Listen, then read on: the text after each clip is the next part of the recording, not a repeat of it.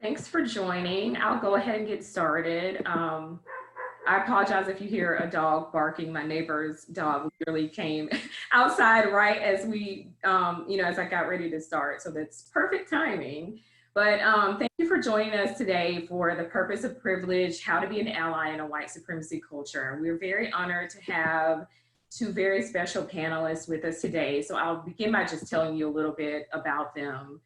Tulane Law alumna Michelle Wimes serves as the Chief Diversity and Professional Development Officer at Ogletree Deakins, one of the nation's largest labor and employment law firms. In her role, Michelle leads the firm's efforts to attract, develop, retain, promote, and advance a diverse group of attorneys across the firm's national platform of 53 offices. Additionally, Michelle leads the firm's attorney training and professional development efforts. Joining Michelle, we have Dr. Rebecca Baumgartner, who is also at Ogletree, and she serves as the Senior Professional Development and Inclusion Manager. With a background in human performance improvement and a certified diversity executive, she works to strategically position the organization to remove systemic barriers to equity and inclusion. Michelle and Rebecca are both based in Ogletree's Kansas City, Missouri office. So I want to welcome them and thank them for taking the time to present to us today. And so Michelle and Rebecca, I will turn things over to you. Perfect. Thank you, Lezlie. We appreciate the offer to be here today, and we're so excited to be having this conversation with you all. Just a little bit more background about me and Rebecca. I actually call myself a recovering lawyer because I don't practice law anymore. I practiced for about 14 years. Was a litigator basically, and practiced in AmLaw 100 firms for the most part, and really have been everything from full-time to part-time, from a summer associate to an equity partner. So I've had pretty much the full range of experience within AmLaw 100 firms. And Rebecca has also worked in a number of firms, but also has worked in different industries and has a lot of HR experience for the last 10 years, and recently got her certificate. She's a certified diversity executive. So really happy that she's been able to get that experience as well. And so today, we're going to be talking to you all about the purpose of privilege and how to be an ally in a white supremacy culture. And I tell you, I recognize at the outset that this is not an easy topic to talk about. The bottom line is that we are in a crisis in our country. Not only are we in the middle of a global health pandemic with COVID-19, the coronavirus, but we also are in the middle of what I am calling a racial pandemic, where we are seeing racial strife all across the country, which really began, I think, with the killing of George Floyd that we all watched with horror on national TV. And then, of course, there were the deaths of Breonna Taylor and Rayshard Brooks, followed by, and earlier, we just learned about Elijah McClain that was killed earlier last year as well. And so, you know, there's this whole re-traumatization every time we see police brutality, police misconduct that results in the death of Black people, people of color. There is a re-traumatization, and we live that trauma and we relive that pain all over again. And we've seen, as a result of these murders, these deaths, we've seen protests all around the country, which have resulted in challenges, frankly, to white supremacy culture. And so we've seen things like the toppling of Confederate statues. We've seen things like the banning of the Confederate flag at NASCAR races, the acknowledgement finally by the NFL that Black lives do indeed matter, and that they kind of screwed that whole issue up. We've seen the pledge by multi-billion-dollar companies such as Netflix, who have vowed to invest in Black businesses and invest in Black banks. And then we've seen the dismantling of white supremacy images on things like Uncle Ben's rice and Aunt Jemima's syrup. And so I think what we've seen is both a symbolic and a kind of practical reaction to some of the racial strife that's been happening in our country. And overall, I would characterize that as an awakening.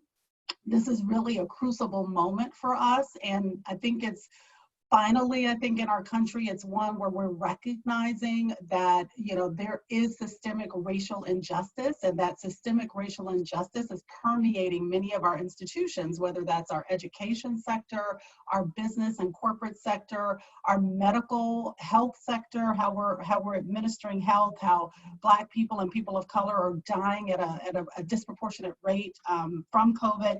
And so today we're really here to talk about this difficult subject and what you can do to be an ally in a culture like this, where there is this awakening that we're having right now. So I'm going to turn it over to Rebecca, who's going to do a level setting for us today before we begin the substance of the presentation. So Rebecca?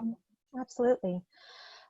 So it's really important to keep in mind that how you enter a space and how you leave a space is just as important as what you do within that space. So I really want to make sure that we do a self-check-in and we identify what we are bringing to the webinar today.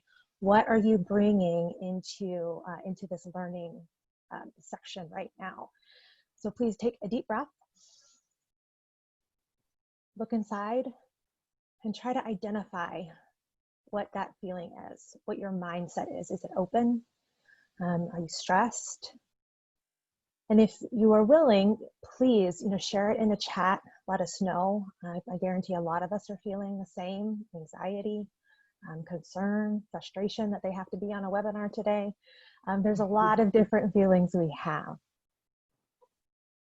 And keep in mind and make sure that you're checking in with that mindset as we continue to talk today, because it's really going to affect how you take in and process this information. I have somebody who raised a hand.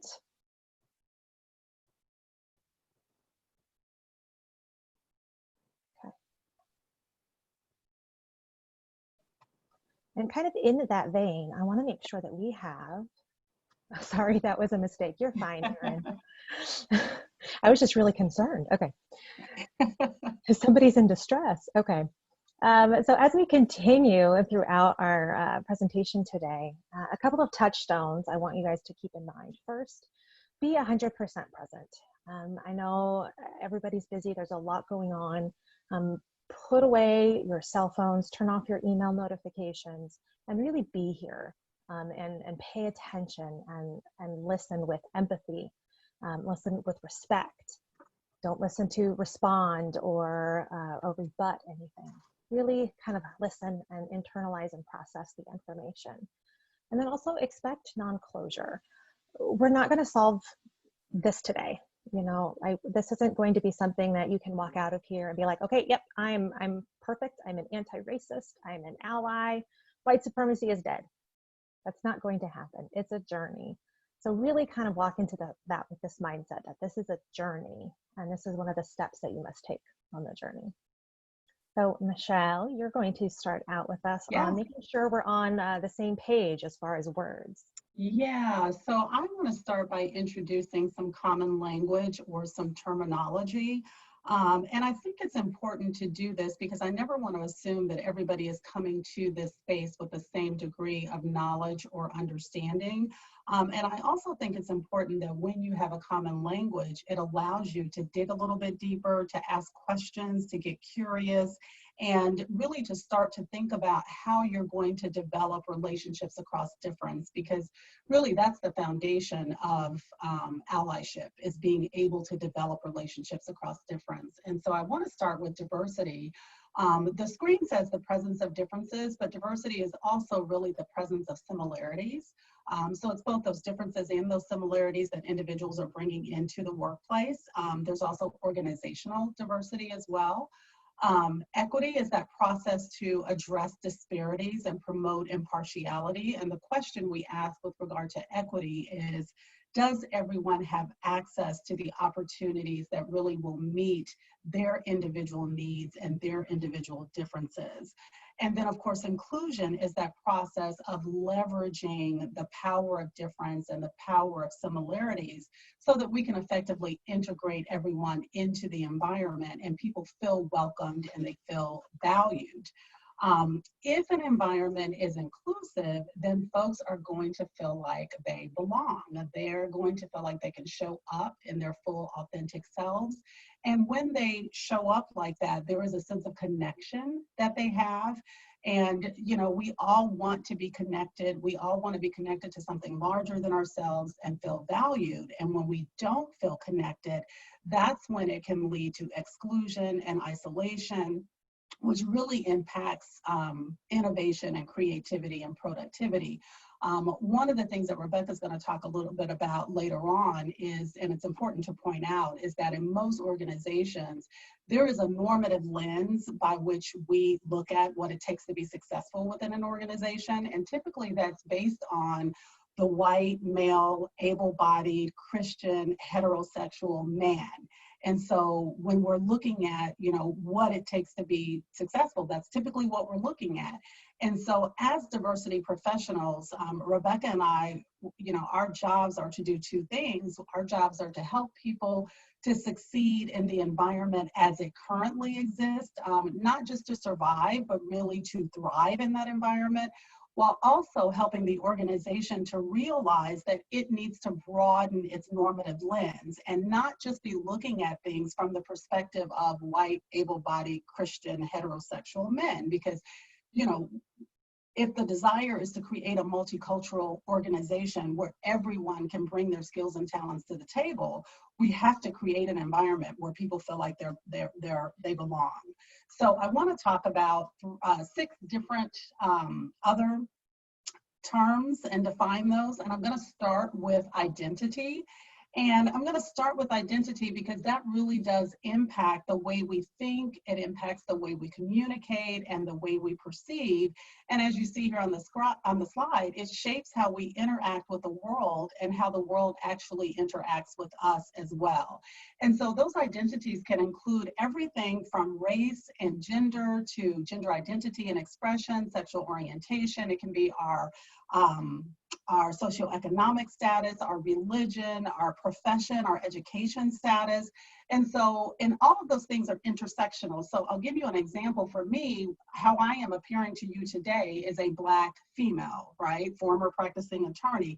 But there's so much more to my identity. I also am a Catholic.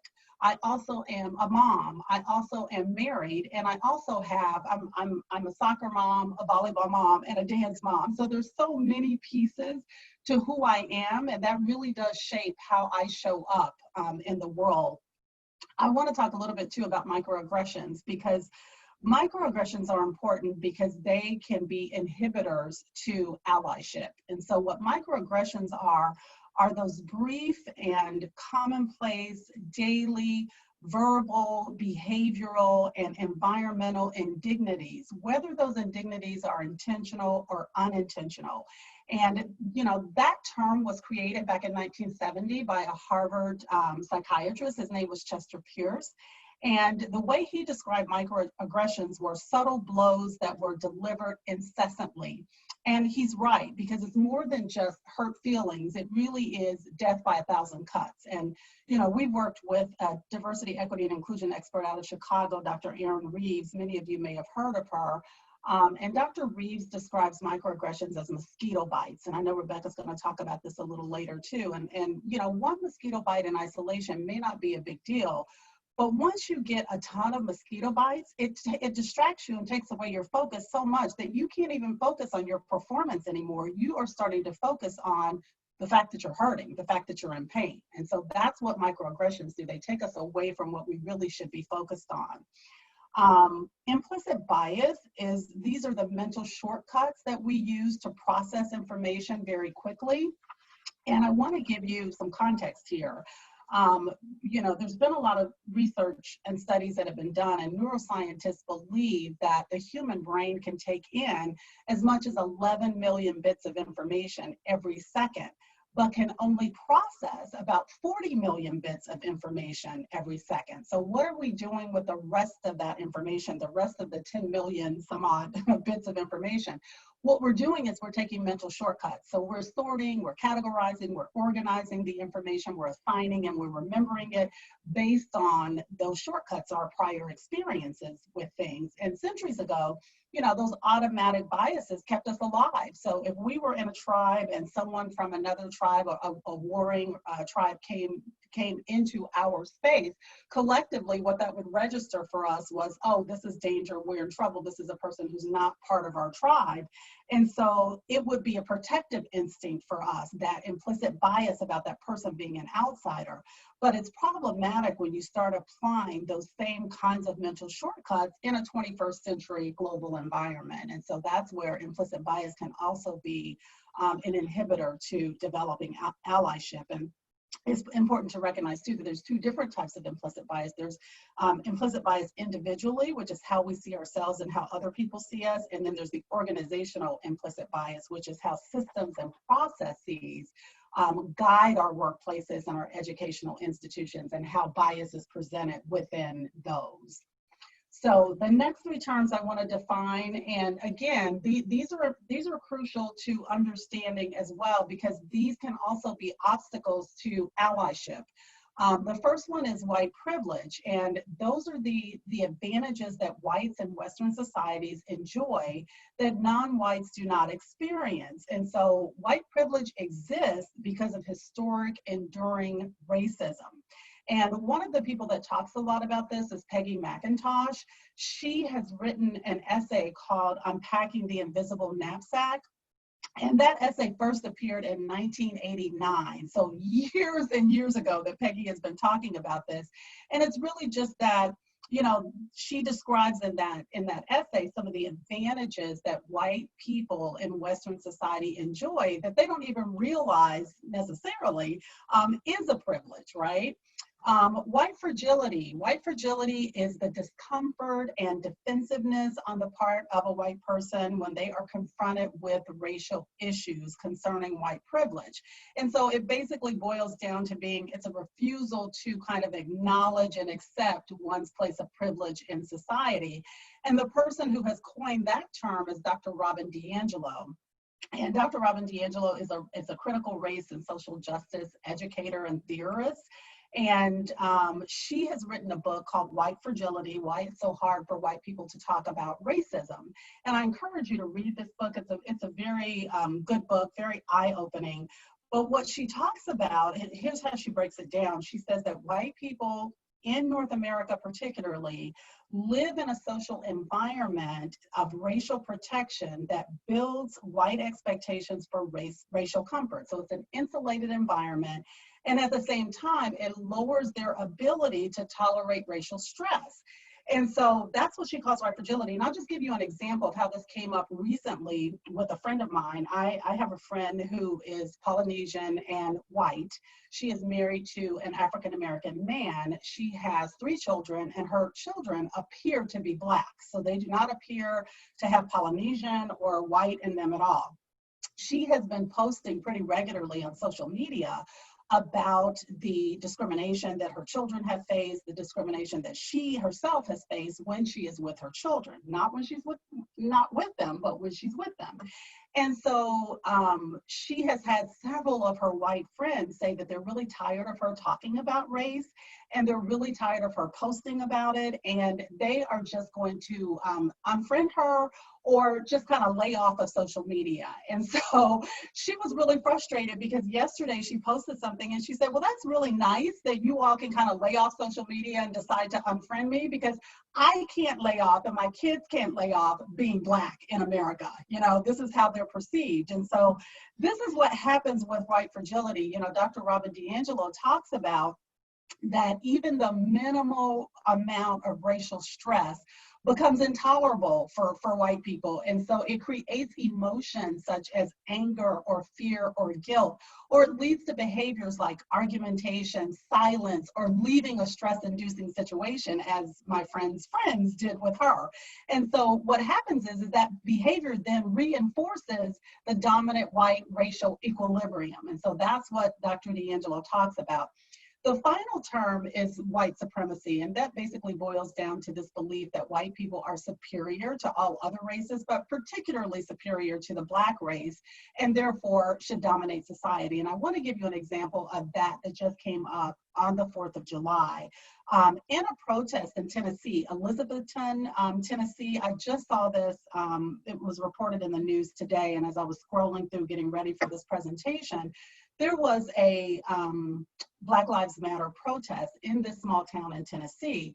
And of course, there were quite a few anti-protesters, many of whom were white on the other side of the protest. And so there was a white woman, her name is Sonia Holt, who started yelling to some of the Black protesters, white lives matter, white lives are better. She then yelled to one of the Black female protesters, "You're just a poor little Black girl with a messed up mind." Now, this just happened on Saturday, right? The 4th of July. This woman, Sonia Holt, has already lost her job. And so this was reported today. And I'm happy to hear that she lost her job, because I don't want anybody like that, if they're a nurse or a doctor or a teacher, teaching me, teaching my kids, serving me, because if they truly believe that white people are better than Black people, I'm not going to get the same kind of service as a white person would get. So I'm going to turn it over to Rebecca now, who's going to delve a little bit deeper into white supremacy culture and how that shows up and what that means. Thank you, Michelle. So originally, the term, white supremacy was used to identify overtly racist behaviors, right? These organizations like the KKK. But more recently, sociologists have really begun to encourage us to think of white supremacy as an ideology, as a collection of ideas that encourage us to value whiteness, white norms, white culture, white people, and more highly and above other cultures. Some people push back on the idea of using the term of white supremacy to identify our current challenges with systemic racism. They will point to, the alt-right's hateful anti-immigration and racist language instead. And what's really problematic with that is that even though it's true that white nationalism and those who believe in it are really trying to create normative white supremacy language in our culture again, it's also true that a broader understanding of white supremacy helps us understand the way it's embedded in all of our systems and institutions. So consider this graphic right here. This was developed by Safe House Progressive Alliance for Nonviolence. And I also want you to also think of this like an iceberg, right? You have your boat, you're driving along, you see an iceberg sticking out, it is visible to you, and you steer to avoid it because you know that's bad. But you can't see underneath that waterline. You can't see how big it is. You can't see where it's at. You can't see how dangerous it is. And you run right into it. You can't steer away from that. It just kind of becomes this thing that you don't know is there until it really negatively impacts you. So for example, that the tip of this iceberg that we have here, you've got swastikas, lynching, KKK, racial slurs. Those are those obvious, overt actions and behaviors that, for the most part, are socially unacceptable. That is why, that lady in Tennessee lost her job, because that kind of overt white supremacy is unacceptable to a lot of people. But then you have probably the most damaging is that covert white supremacy. These acts that are socially acceptable, but also engaged in on a daily basis because they are so ingrained in culture. They are so ingrained in society and the way people think and act. So for example, if you look at the media who glorify people who appropriate culture, or those that play stereotypical characters on a TV show or a movie, that's a form of covert white supremacy. Or you have white women's tears, and I think this is a really hard one too. White women's tears is when, it's very similar to white fragility, but it's more often than not a white woman's response to being confronted with racism or potential discrimination. Oh, I can't believe you're attacking me. I had the best intentions. There is not a racist bone in my body. So they in turn make themselves the victim instead of the person who was the victim of her biased and discriminatory thinking. Michelle had mentioned police brutality previously, and this is really also a great example of how there are different layers to white supremacy. So on the surface, you see police brutality. You see police murdering Black people. You hear and see examples of lynching and other types of racial slurs being used. But upon a deeper examination, you really see what's the foundation underneath those overt actions, those covert thoughts and behaviors. You see fearing people of color. You see believing our society is post-racial because we had a Black president and Oprah is really, really rich. So, you know, you guys have made it, you're good.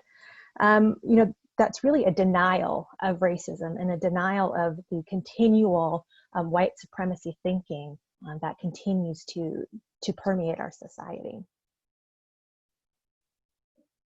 Now, you may be thinking to yourself, well, my work, my office, my community doesn't have a white supremacy culture, but I really, really encourage you to question that. What do you know about the foundation your culture is built on? What has become the standard or the status quo that you don't even question or really name? You know, culture is powerful precisely because it is so present. At the same time, it's very difficult to name. There are white supremacy characteristics in almost every organization that are used as norms and standards without being proactively chosen by the group of people. They're damaging because they promote that white supremacy thinking, that normative culture that Michelle was referring to earlier, that lens of looking through, this is what success, this is what professionalism looks like to a white, heterosexual, Christian man. And it's very frustrating because it's a centering of whiteness, and it's a very, very narcissistic view that, you know, whiteness is the standard that everybody else should be held up to. That is the best way, the only way to be successful or to have a functioning organization.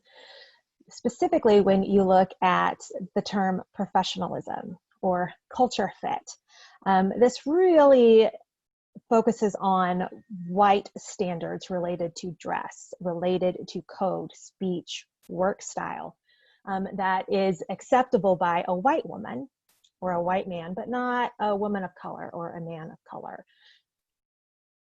So keep that in mind. That's not necessarily something that you overtly name, but I'm sure we all have that example of when, you know, we see maybe a Black woman who has her hair natural instead of straight. We're like, oh, that's not very professional. I can't believe she needs to do something with her hair. Clients, the customers aren't going to like that. That is an example of how that professionalism is taking away the dignity of that person because you're trying to force a separate norm on her. So some of these white culture norms I have displayed up here, and I really want to make sure it's understood that white supremacy culture doesn't mean that everybody around you is a white supremacist who walks around on their off time in, you know, Nazi gear and swastikas. It's a belief that traditional standards and values are objective and unbiased. The emphasis on a sense of urgency and quantity over quality, which can be summarized by the phrase, you know, the ends justify the means. Perfectionism that leaves little room for mistakes and therefore little room for leaning. And it's a very binary way of thinking. So for example, I'm going to take you through a few of the norms that kind of perpetuate this white supremacy culture. The first is perfectionism, and that is really shown in the types of appreciation and how mistakes are seen and discussed. Public acknowledgement is not frequently given in an environment. It's just kind of our default. We tend to focus more on the negative than on the positive. But in an environment that really promotes perfectionism, you don't really share a lot of acknowledgement or appreciation for work publicly. You know, you don't develop that that thought that mistakes are something to be learned from. Mistakes are punished. They're seen as somebody not doing good, right? They kind of equate that with being wrong and doing wrong. Just because you make a mistake, you're not a mistake. And some of the ways that you can kind of combat that includes developing that culture of appreciation. Encourage people to give shout outs, whether that's from a supervisor down, among peers. Really kind of create that sense of trust and appreciation. Develop a learning organization where people feel comfortable making mistakes, as long as it is in the vein of, now let's see what went wrong and let's fix it next time. So really making sure that focus on growth, the focus on continual types of appreciation and gratitude kind of help combat that perfectionism cultural norm. Next is either or thinking. And this is a very binary thought process. It's a very simplification of complex issues. And it's when people only provide two paths. For example, people have to make decisions to do either this or that, with no time or encouragement to consider other alternatives or a diverse group of voices. And that's a really big piece of it. Because a lot of times, minorities don't really have a seat at the table. So it's very hard for them to get their voices heard. In a sense, this really is often used if you only have one or two paths by people who maybe have a clear agenda or a clear goal that they're trying to push people to. And so they're really only kind of giving you one or two choices. And again, that's a power play. It's a way to reinforce the person in charge's power by providing only two choices and really kind of forcing their own agenda on the situation. Really to combat that, start to take notice, require that instead of either or, you can look at this, that, or the other. Make sure there is more than two options. Take a break sometimes too.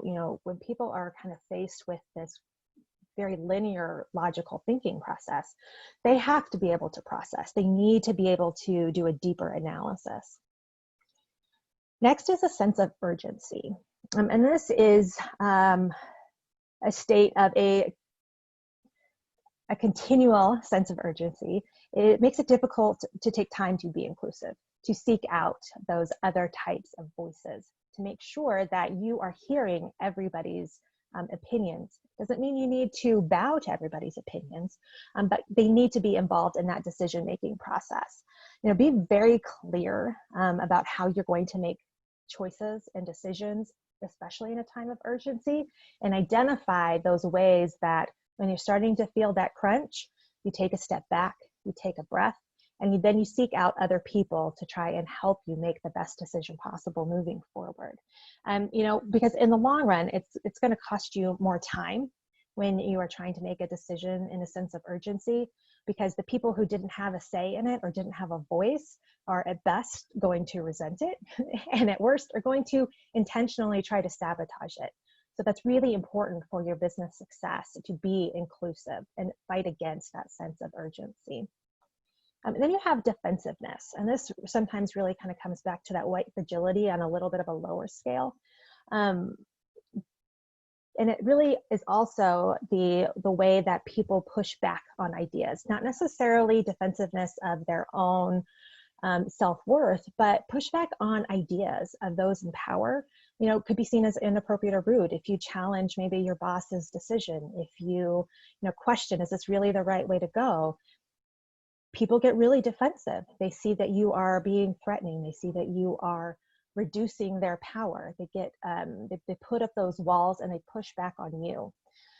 So looking at those who do push back, those who do try to offer similar suggestions, instead of trying to silence them, encourage them, and stop trying to say that, well, you didn't raise it in an appropriate manner. I agree with your point, but if you would have said it like this, that's completely dismissing the actual problem, and it's forcing your culture and your thought on them.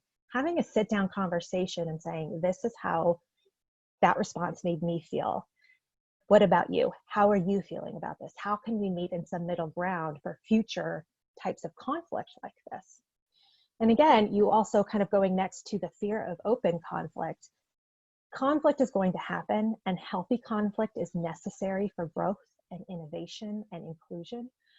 So really don't be afraid of conflict. Don't be afraid of disagreements. You know, there's a big emphasis on, you know, being polite, a big fear on bringing up difficult topics like the one that we're talking about today. But you can't hide from it, because that way, if when you hide, especially from difficult topics, you're saying that you either agree with what is happening. For example, you know, all of the companies that have now spoken up against the police brutality, spoken up for Black Lives Matter, they have just as many companies who don't want to talk about it.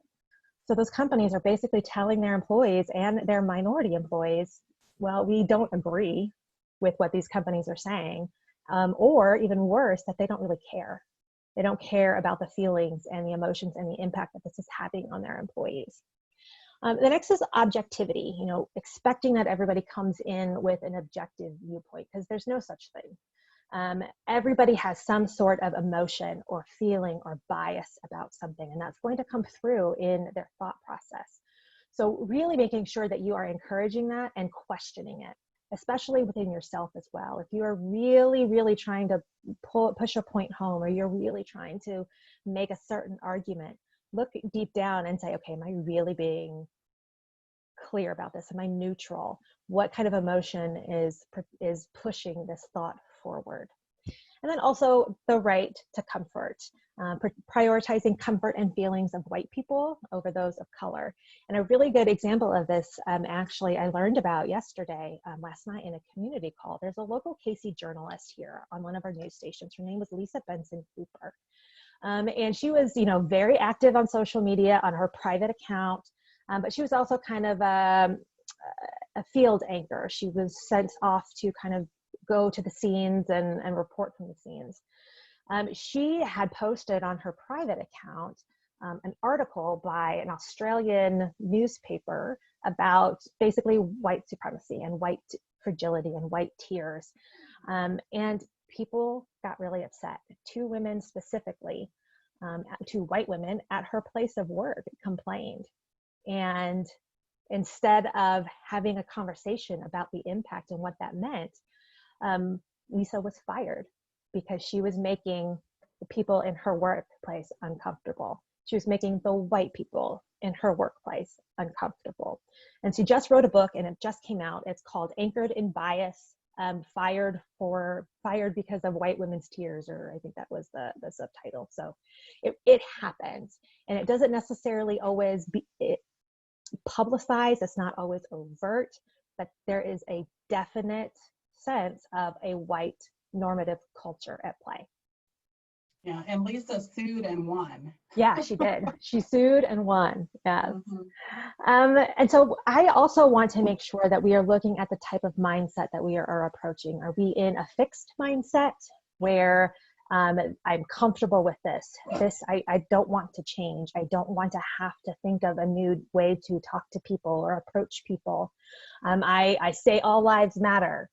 And how are you going to get into kind of that growth mindset, that growth zone, where you realize that your worldview is not the only worldview, and that you are willing to be open, and you are willing to take time to specifically delve down into how white supremacy and racism plays a part in your life, whether that's at your work, in your community, within your own house. So this definitely is a progression. It's, as I said earlier, it's a journey. And it's a never-ending journey. You will continually be going back and forth between any of these zones, between comfort, fear, learning, and growth. It's just important that you don't feel discouraged, and that you just continue to grow and continue to move toward that growth zone. So Michelle, you want to talk about allies? Yeah. So as you move toward that growth zone, that's where you can get into that zone of really, truly becoming an ally. And I want to talk about, you know, what it means to be an ally. And you see here on the slide that an ally may offer, there's a number of things: assistance, advice, maybe an advocate, maybe offer information, protection, be a sounding board, or even friendship. We know also that allies listen to their colleagues' concerns and needs. They raise awareness of issues, particularly issues that are adversely impacting marginalized communities, and they amplify other people's voices to make sure that those voices are heard, and voices that normally, as Rebecca said, don't have a seat at the table and are normally dismissed. One thing that an ally is not, though, is an ally is not a white savior, someone who believes that it's their job to save Black people from themselves. And we do have people out there like that. An ally might also be or not be a coach or a mentor, a sponsor, or a friend.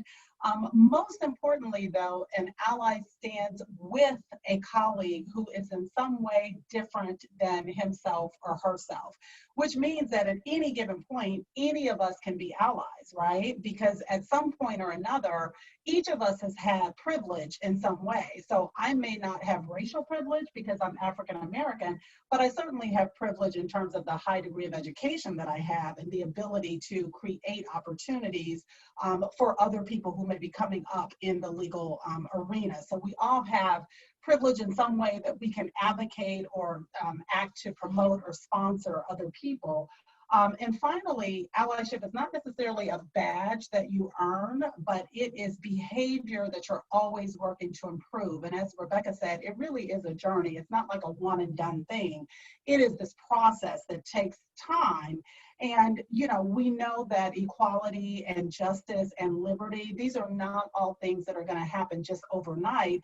And they're not going to happen just because white people step forward and say, okay, we're going to be allies. This is going to take conscious, deliberate, intentional action in order to change some of the racial injustice that we've seen in America. So let me talk about what an ally is not. So Rebecca, if you can go to the next slide.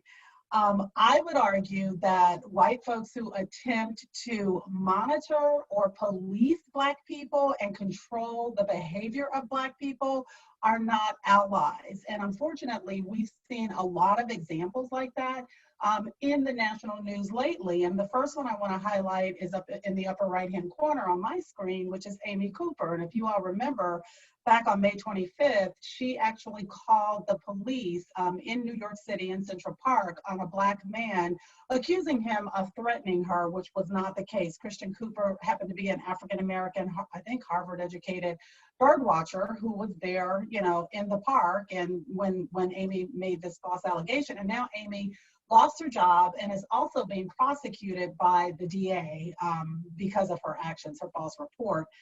The second one I want to bring up happened on July 11th, and this was a white couple in San Francisco who were just out walking in their neighborhood and saw a guy, I think this guy was Hispanic, he certainly was a person of color, who was outside painting on the retaining wall right in his own front yard, Black Lives Matter.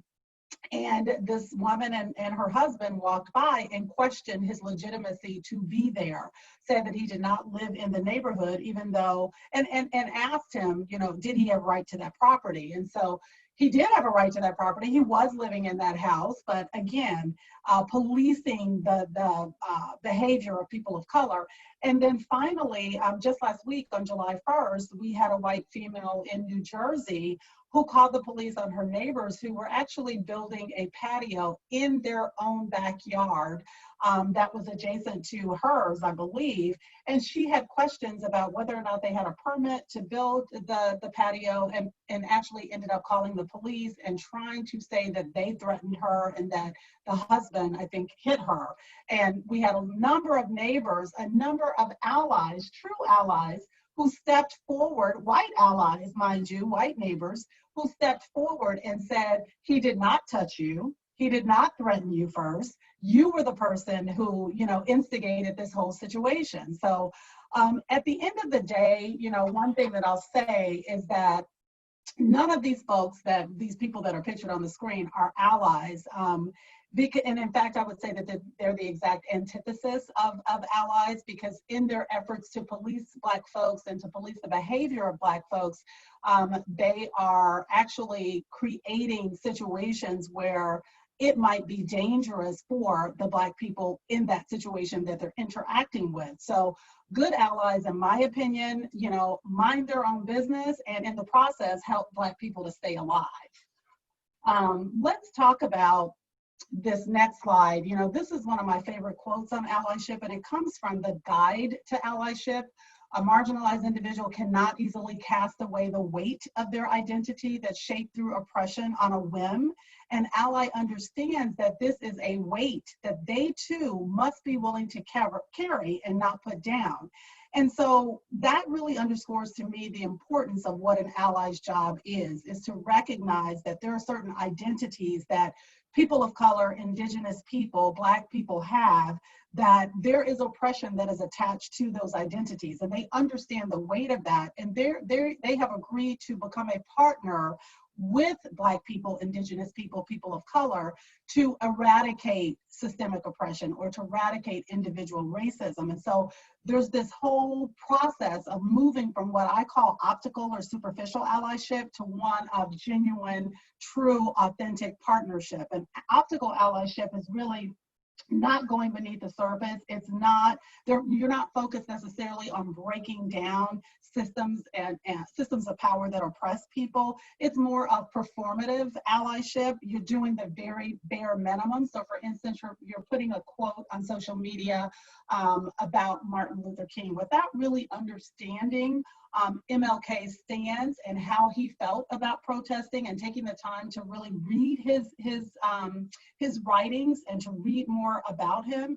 It is things like, you know, using a woke cultural moment to establish your own brand so that you'll have something to talk about in your church meeting, or so that you'll have something to talk about, you know, in your social gatherings. And so partnership, I want to, on the contrary, talk about what that looks like. And partnership is really allies who are willing to do the work. These are allies who are willing to roll up their sleeves, to educate themselves, to understand the impact of systemic racism, understand the impact of individual racism, and they're willing to be in the trenches with Black people, indigenous people, and people of color to work as equals or work as partners. And they're not necessarily feeling that they need to lead or they need to showboat or they need to tokenize people in the process. So it really is a true, genuine partnership. I want to talk next about some of the obstacles to allyship, and there are several. One of the first that I want to talk about is unclear motivations. And I think that if you're going to be an ally, you really need to be clear about what your motivations are. And you have to avoid that savior and sympathy mode. So not wanting to be an ally because you want to save people or that you feel sorry for people, but because you understand that structural racism and individual racism keeps all of us from being our best and doing our best. So you're motivated by the right thing. The second obstacle is being unsure what to do. And I know this because I have a lot of friends who consider themselves allies, but yet they are paralyzed by fear. And that fear is, oh my God, I don't want to say the wrong thing. I don't want to do the wrong thing. I don't want to step on anybody's toes in the process.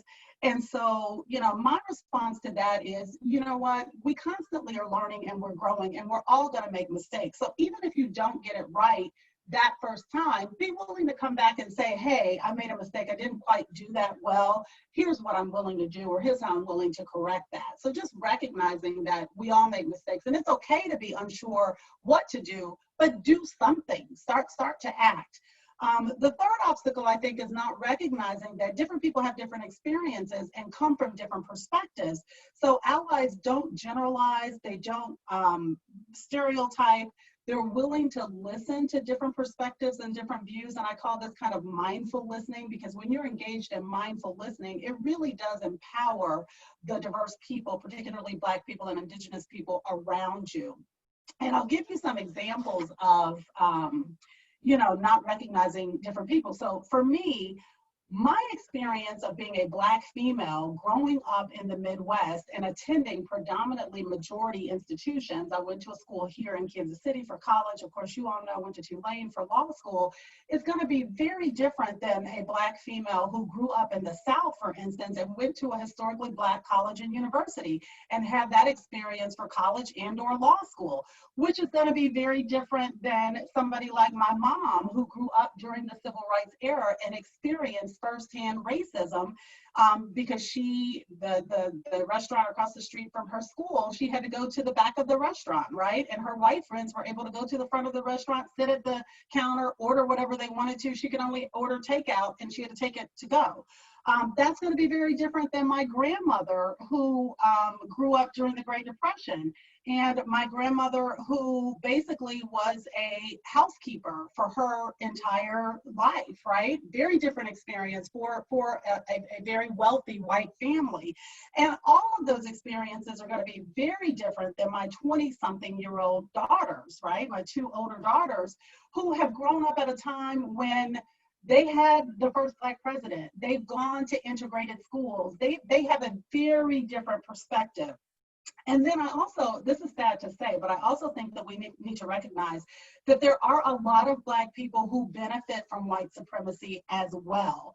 And so if you are a good ally, you know and can recognize that there are a lot of different Black folks. So I'm just going to be real frank and put it out on the table. You got new Black people like Kanye West, who has decided that he's going to run for president. And we all know what that's about.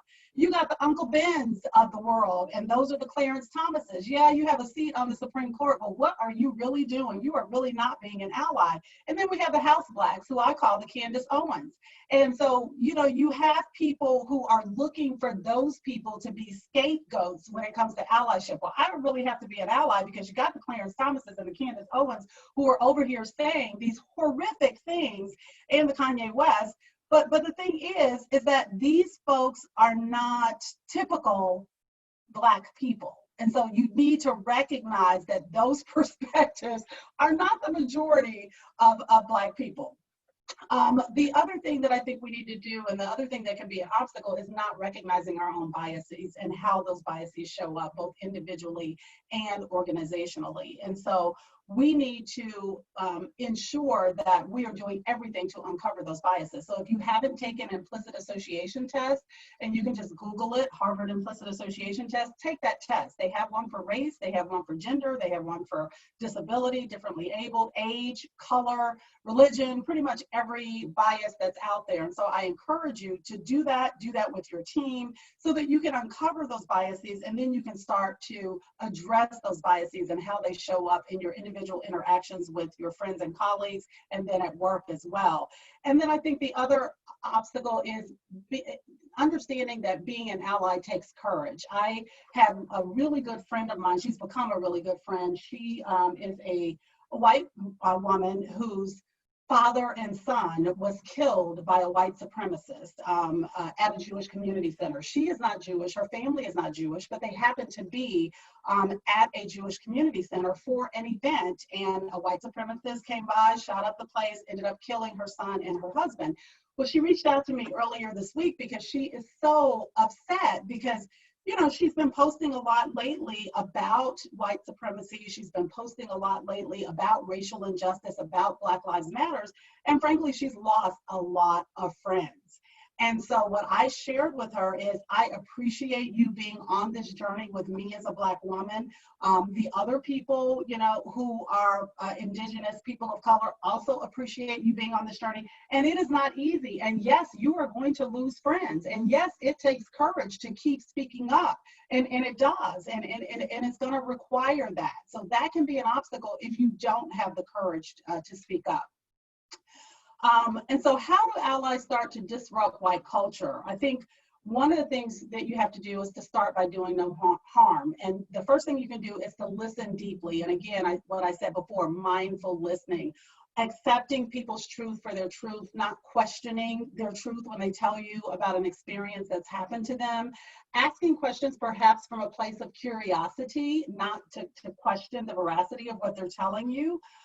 Being an upstander, advocating for underrepresented people in small ways. And I have lots of examples of this, but I recognize we're running out of time. So I'll just give one, which is, you can say no to participating in a panel where there's no underrepresented speakers on that panel. So that's an opportunity to be an upstander. Learning the language, understanding and learning the language that people use to describe their identities. So learning how to pronounce people's names, not calling the two Black associates that you have in your law firm by the same name and switching them up, right? Understanding the pronouns that people use to refer to themselves. And then also, we talked about this a little bit earlier, understanding what microaggressions are and how those show up. And they could be small things like, not really paying attention when somebody's in the room and they're speaking and you're on your phone and you're not paying attention, but giving people your full attention, as Rebecca said earlier. And then finally, doing your thorough research. I mean, one of the things that we've done at Ogletree is we have provided ally toolkits, leadership toolkits, toolkits for parents, so that they can dig deep and research and do their own homework to understand how white supremacy shows up, how to be an anti-racist. So starting to do that research yourself. So Rebecca, I'm going to turn it back over to you. Yeah. There you go. So how can you be that ally to dismantle white culture? As Michelle said, this is hard. It's going to take courage. You need to be comfortable with the uncomfortable, right? You need to address and identify those elephants in the room that need to be called out. Look at what type of media are you consuming? What is that media trying to tell you? Dissect it and try to understand what those messages are that you're getting. Step outside of your comfort zone.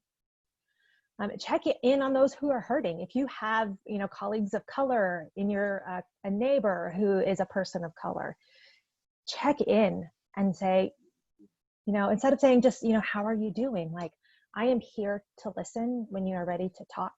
And when they do, just listen. Don't try to be that white savior who goes in and tries to fix it and say, well, you know what, you should do this. Well, I would tell this person to just listen and be there and say, I am here for whatever you need me to do. And be intentional on social media. Man, I hate social media right now. It is so flames come out of my ears every single time I get on social media and I see some of these things that people post or tweet or like. It's very, very infuriating. So be very intentional on social media. Look at who you're getting this information from. If you feel like it's legit, do a little bit more research to kind of verify and make sure you're not seeing it through your lens. You're not seeing it as a confirmation bias, like you already have this stance and I like this social media person or I like this information because it already confirms what I believe. So I feel empowered and I feel important because of it. And then read, watch, learn, and think. Take the time to look and experience the words and the experiences of other people, of people of color, what they've gone through. It can be books. There's a lot of books up here. The Warmth of Other Suns is amazing. Stamped from the Beginning is great. Between the World and Me, I just started reading that the other day. You have Becoming by Michelle Obama on Netflix right now, which is great. NPR Code Switch and Yo, Is This Racist are really good podcasts to listen to. Really kind of gives you a great idea of what the Black person's experience is. And then long-term support, Michelle. Yeah, so just really quickly, I think we have to keep the pressure on policymakers, and whether that is your local, state, or regional folks, looking at what your mayors are doing, what your city council folks are doing, what your governors, what your sheriffs are doing, calling out racist behavior in the moment when you see it. And that takes a lot of courage, as I said before. Tailoring your education. You guys are, you're in a law school. I love the fact that you are doing this kind of education, because now we're starting to see bar associations around the country have CLE requirements for implicit bias and cultural competency. Well, don't wait to start educating future lawyers about those things. Once they become lawyers, do it while they're in law school. And so I'm glad that you guys are doing that and tailoring that. And then also just supporting your Black friends. And again, that goes to what I said earlier about accepting their stories as they tell you what those stories are and learning from them as to what support they need. Finally, creating your own plan, using your own Sorry. power. Sorry, that was my fault. That's okay. Using your own power, and then deciding, am I going to support this company, or am I going to replace my support with another company who more closely mirrors my values? I mean, I've had to do that recently and made some major decisions about eating places I'm not going to go to anymore, shopping places I'm not going to shop at anymore because of what they support. Then also, as Rebecca said, reconsidering what is the media that you're taking in, what is the what's the consumption of art that's out there that you're taking in, and then continuing to educate yourself. And then more importantly, you will make mistakes. So in addition to what I said about taking action, realize that there are 3 additional A's that are involved in allyship. One of them is acknowledging that you're going to make a mistake. So if you get called out on something, just acknowledge that you made the mistake. It's not going to be the end of the world. Trust me. Apologize and say, I'm sorry, that was not my intent. That may have been my impact, but that certainly wasn't my intent. And make sure that you apologize and say that you're going to do better next time, and then accept accountability and show how you are going to do differently and to do better next time. Mm-hmm. So one of the things we wanted to leave you with is action steps, a way for you to kind of create your own action plan to being an ally. And first, learn more about your own biases. Michelle mentioned the Harvard Implicit Association Test. That's a fantastic tool to use. Identify at least one resource that you don't normally read or you don't normally look at. Use one of those to educate yourself. Again, identify those alternate sources of news and media. Do your research on what to verify. List places you shop the most and learn more about their stance on racism and equity, and see if their values really reflect yours. And then identify a person with whom you can engage in these uncomfortable conversations surrounding racial justice issues. Again, educating yourself, asking from a place of curiosity. So I am going to end today's presentation with some words from one of our founding fathers, Benjamin Franklin, which is, well done is better than well said. And what I mean, and I think what we mean by that, is we have to get to the point where we are just not talking anymore, but we're actually doing, and we're actually questioning some of the sacred cows that we've always had, especially in the legal industry and in legal educational institutions. Well, we've always done it this way, or this is the way it's always been. Start questioning those things, and then start doing better and being better, and not just being about talk. So I thank you for having us here today. We are grateful that we had the opportunity to chat with you guys about allyship and to chat with you about white supremacy culture and how that shows up. I think you all are very courageous to have this conversation this day and age. There's not a lot of organizations that are willing to have this kind of conversation. And so I hope that it spurs continued dialogue for you all to go back and to talk to, if you're faculty, talk among yourselves, or talk to your students about it. If you're students, talk to your peers about it. If you're in the administration, see what else you can do to continue this dialogue, because this dialogue is so very important. And it's the foundation, I think, for starting to build cross-racial friendships, cross-racial dialogue, and ultimately better allyship. So again, thank you for having us today. We really appreciate it. Be well, everybody. Be well. Thank you so much, Michelle and Rebecca, and thank you everyone for joining us. Have a good day. Thank you.